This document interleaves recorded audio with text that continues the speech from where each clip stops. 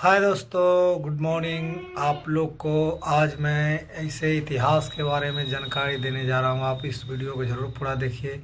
अच्छा लगे तो चैनल को लाइक सब्सक्राइब ज़रूर करें। आप लोग जो है समुद्र के बीच एक द्वीप है। सालों से यहाँ जहाजों द्वारा जाया जाता था, परंतु अब यह सड़क मार्ग से जुड़ चुका है। यहाँ कई सालों पहले खुदाई में कई सारे अवशेष मिले थे जो महाभारत काल यानी द्वापर युग के थे। यहीं पर समुद्र के नीचे करीब 130 फीट की गहराई में खोजकर्ताओं को कुछ ऐसा नगर मिला था जिसे देखकर हर कोई हैरान था। समुद्र की गहराइयों में द्वारिका की खोज करने गए आर्कियोलॉजिस्ट की टीम को एक ऐसी भव्य नगरी दिखी जिसे देखकर लगा मानो वह कोई फिल्म देख रहे हो। उन्हें यहाँ पर करीब 3000 साल पुराने बर्तन, तांबे के सिक्के और एक ऐसा भव्य ग्रेनाइट का स्ट्रक्चर मिला जो कि एक भव्य महल और उस नगरी के चारों ओर बने परकोटे के समान था। इस नगरी का मेजरमेंट 12 योजन यानी 153.6 किलोमीटर का था। खोजकर्ताओं को जितनी जमीन पर नगर के परकोटे के अवशेष मिले थे, भगवत पुराण के अनुसार यह उतनी ही जमीन थी जितनी समुद्र देव ने श्री कृष्ण को द्वारिका बसाने के लिए दी थी। इस नगर के बीचों बीच एक महल स्थित था जिसके अवशेषों की कार्बन डेटिंग के बाद पता चला कि यह महल, द्वार, नगर का परकोटा जिन नक्काशीदार पत्थरों से बना है, यह पत्थर कई हजार साल पुराने हैं। लेकिन दोस्तों, आखिर हमें कैसे पता पड़ा कि यह नगरी द्वारिका नगरी है और इसे श्री कृष्ण ने बसाया था? और तो और यह पानी में कैसे डूबी? तो चलिए आपको इस अद्भुत नगरी का रहस्य, इतिहास और हमारे पुराणों में वर्णित इसके डूबने की कथा को आपको विस्तार से बताते हैं। आप इस वीडियो को लाइक और शेयर करके चैनल को सब्सक्राइब जरूर करें और मेरे साथ कमेंट में लिखिए जय श्री द्वारिकाधीश। नमस्कार दोस्तों।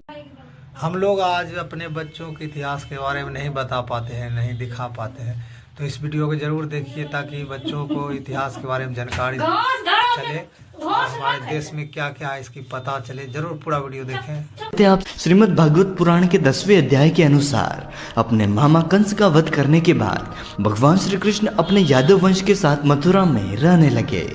लेकिन कंस की मौत का बदला लेने के लिए उसके ससुर जरासंध ने मथुरा पर 1 या 2 बार नहीं बल्कि पूरे 17 बार आक्रमण किया। बार बार हो रहे इन आक्रमणों से न केवल मथुरा की प्रजा परेशान थी बल्कि श्री कृष्ण भी दुखी हो चुके थे। यह सब देखकर उन्होंने एक ऐसा निर्णय लिया जो इतिहास में अमर हो गया। श्री कृष्ण ने अपनी प्रजा की रक्षा के लिए मथुरा से कहीं दूर चले जाना सही समझा।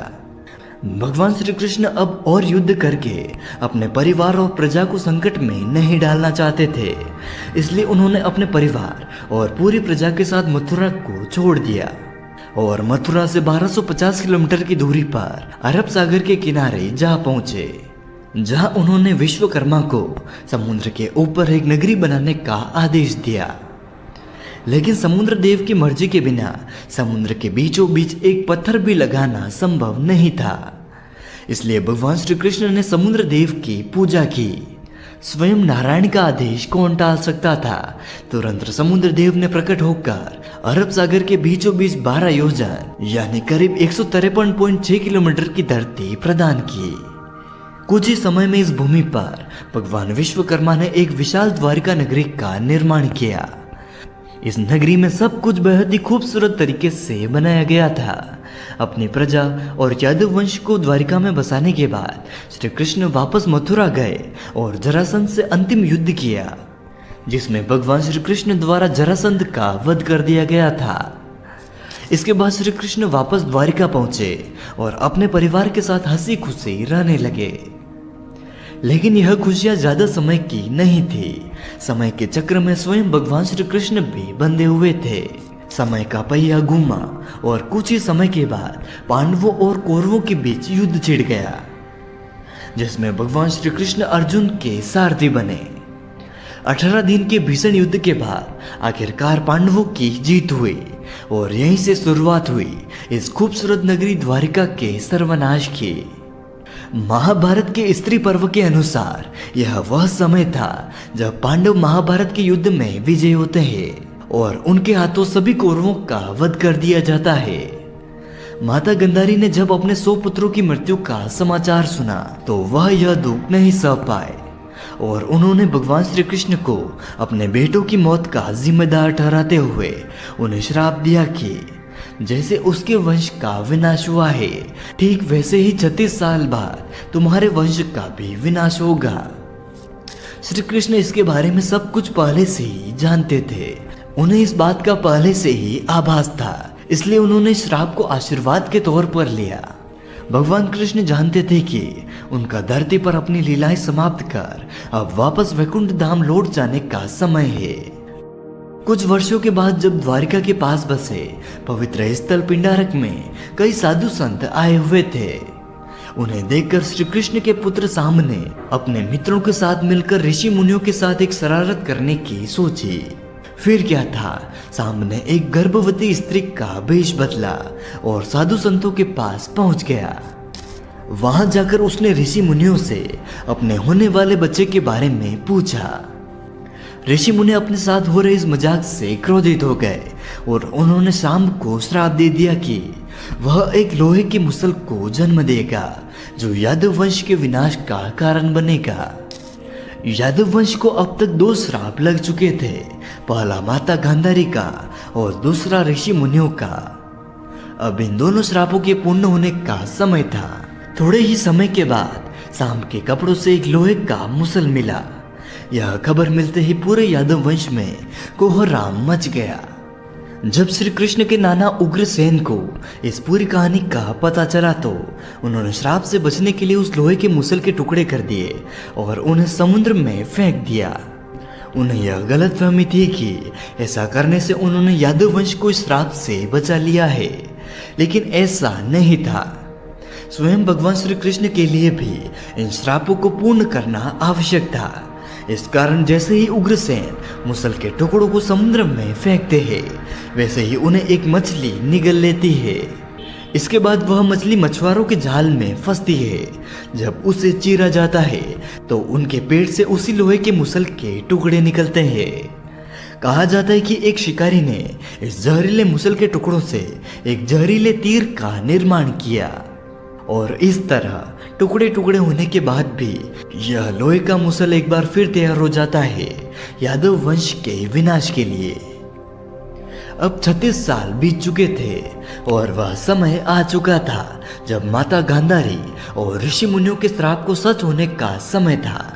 अपने अंत समय से अनजान पूरा यादव वंश नशे की लत में डूब चुका था और धीरे धीरे उन्होंने आपस में ही लड़ना शुरू कर दिया। अंदर ही अंदर यादव वंश में युद्ध छिड़ गया। भाई भाई को मारने लगा और धीरे धीरे पूरे राजवंश का विनाश हो गया। यह सब देखकर बलराम जी, जो स्वयं शेषनाग के अवतार है, उन्होंने भी इस धरती का त्याग कर दिया और वापस अपने धाम लौट गए। भगवान श्री कृष्ण भी जंगलों की तरफ निकल पड़े। कुछ देर चलने के बाद वह एक पीपल के पेड़ के नीचे विश्राम करने के लिए लेट गए। तभी एक शिकारी ने उन्हें एक हिरण समझकर उन पर तीर चला दिया। यह वही शिकारी था जिसने मछली के पेट से निकले टुकड़ों से तीर बनाया था और यह वही जहरीला तीर था जो उस लोहे के मुसल से बना था। जैसे ही जहरीला तीर श्री कृष्ण के पैर पर लगा, वैसे ही भगवान श्री कृष्ण अपनी लीलाएं पूर्ण कर वापस अपने वैकुंठ धाम लौट गए और उन्हीं के साथ पूरा यादव वंश भी खत्म हो गया। जब अर्जुन को इस बात का पता चला तो वह दौड़कर द्वारिका पहुंचे, लेकिन उनके पहुंचने से पहले ही सब कुछ नष्ट हो चुका था। पूरी द्वारिका आग में जल रही थी। इसके बाद अर्जुन ने जैसे तैसे खुद को संभाला और जलती हुई नगरी से लोगों को बाहर निकाला। खाली होते ही द्वारिका नगरी हमेशा हमेशा के लिए समुद्र में समा गई। दोस्तों, यह नगरी इतने सालों के बाद भी आज भी अपनी भव्यता और अपने रहस्यों को संजोए हुए समुद्र के 130 फीट नीचे अपने अस्तित्व में होने का प्रमाण दे रही है। कई शोध हो चुके हैं, कई गणनाएं हो चुकी है, परंतु आज भी कई रहस्य है जो इन अवशेषों के नीचे दबे हुए हैं। अरब सागर के इस क्षेत्र में निरंतर खोज जारी है और जल्द ही इसे पर्यटन के लिए विकसित किया जा सकता है। जल्दी हमें कुछ ऐसा देखने को मिलेगा जिससे कोई भी आम आदमी भी द्वारिका के समुद्र में पानी के नीचे जाकर इस अद्भुत द्वारिका नगरी के दर्शन कर सके। अगर आप भी द्वारिका में स्थित श्री द्वारिकाधीश मंदिर के दर्शन करना चाहते